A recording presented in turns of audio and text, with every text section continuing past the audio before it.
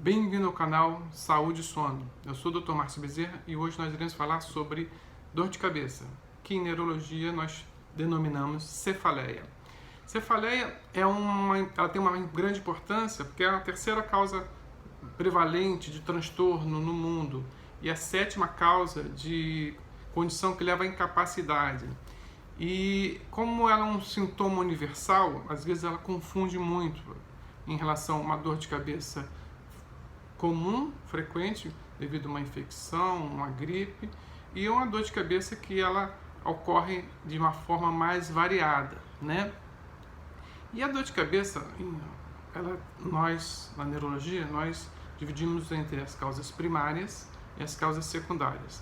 As secundárias que vocês mais conhecem é aquela dor de cabeça decorrente de uma infecção, de uma sinusite, de um trauma, de uma batida na cabeça, e tem outros milhões de condições. E a cefaleia do dito primária, que não tem uma causa definida.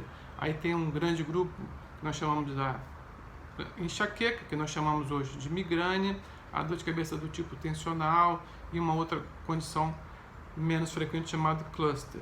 Hoje nós iremos dar algumas linhas gerais de algumas coisas, só para dar uma informação geral, onde você que tem dor de cabeça ou conhece alguém, saiba que isso é uma condição que quem trata é o neurologista. Então, para você ter essa informação, nós iremos dar algum tipo de curiosidades, informações pouco técnicas, para você poder trabalhar isso e ajudar quem tem necessidade. Bom, por que temos dor de cabeça? O que causa? Tem várias teorias. A teoria que tem em relação à enxaqueca, que nós chamamos migrânia, é que o nosso cérebro ele tem uma dificuldade em modular a dor, ou seja, tem alguma alteração, tem alguma mostrando muitos genes relacionados ao cálcio que faz essa desmodulação da dor, e com isso nós sensibilizamos algumas estruturas, alguns nervos. O mais conhecido é o trigêmeo, fazendo vários desdobramentos e sintomas disso. E quais fatores desencadeiam, né? Todo mundo sabe, se não dormir bem, nós falamos isso da vez passada em relação à importância do sono, dá esse tipo de problema. O álcool também, ele faz esse tipo de provocação para algumas pessoas, a grande maioria delas. Dietas, estresse, uma visão cansada no sentido quando você tem uma dificuldade de enxergar, você força esse tipo um tipo de dor de cabeça que a gente chama da vista cansada, entre aspas, que é a presbiopia, né? Com isso, cada um tem um fator desencadeante. Por isso nós sempre estimulamos os pacientes a fazer um diário de sono, para entender qual é o fator daquela pessoa leva aquela dor de cabeça. Tem gente que tem a sensibilidade ao molho chinês, né, que tem um monossolato de sódio. Tem pessoas que têm sensibilidade à mostarda, porque tem o corante, tartrazina. Tem alguns que têm sensibilidade ao chocolate. Então, são diferentes fatores desencadeantes e cada um tem o seu para o quadro de enxaqueca, né? E sempre me pergunto se tem alguma influência hormonal. Sim, vocês observam que algumas pessoas têm muita dor de cabeça, as mulheres, né, quando estão no período menstrual. Essas flutuações funcionais às vezes pioram, algumas pioram durante a gravidez, outras melhoram, a grande maioria melhora no período da menopausa, né, que cai drasticamente em relação à enxaqueca. E outras perguntas que sempre me fazem para mim, se a temperatura influencia. Não, para alguns, né, existe alguma dor de cabeça, uma dor de cabeça que ela é cefaleia induzida pelo frio, mas ela é mais infrequente, ok? E outra pergunta que sempre me pergunto, um dia essa dor de cabeça vai acabar espontaneamente? A enxaqueca, né, é um tipo de dor de cabeça. Nós temos a classificação internacional da Sociedade de Dor de Cabeça, ela classifica 150 tipos de dores de cabeça. A enxaqueca, que nós vamos falar um pouquinho mais, né, ela, nas mulheres, 1/3 delas, quando chega no período da menopausa, somem, assim como nos homens também diminuem, bastante quando chegam a 50, 60 anos. Em contrapartida, essa é a cefaleia primária, né? Lembra que a gente falou anteriormente? Mas as cefaleias ditas secundárias, elas começam a incidir mais nessa faixa etária. Então, em relação à enxaqueca, sim. Em relação aos outros tipos de dor de cabeça, quando há a senescência, não. Mas criança pode ter dor de cabeça? Sim, principalmente se tiver uma história familiar. De cada 5 crianças, uma tem dor de cabeça se tem uma história familiar de pai, mãe ou irmão que tem enxaqueca, vai ter essa dor de cabeça. E sendo a mais comum em crianças, estatisticamente, é do tipo tensional, né?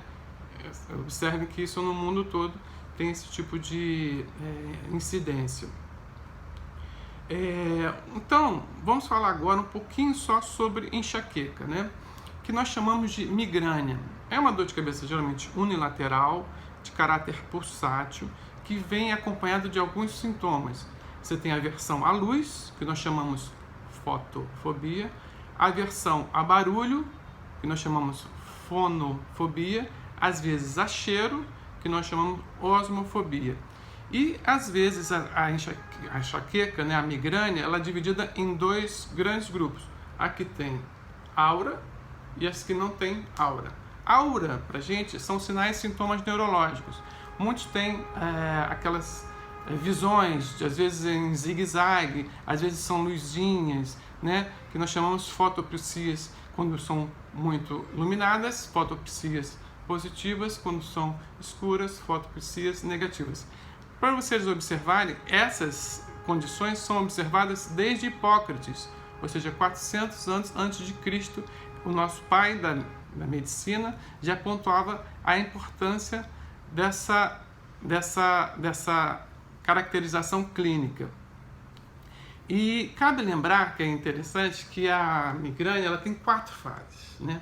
A fase premonitória, que nós chamamos pródromo, que às vezes as pessoas têm uma sensação de tristeza, fadiga, avidez por carboidratos, entre outras coisas, e aquilo é um fator que às vezes, daqui a pouco, às vezes precede horas ou um dia, e de repente a pessoa tem a dor de cabeça, né? Só que antes dessa dor de cabeça vem a aura, né?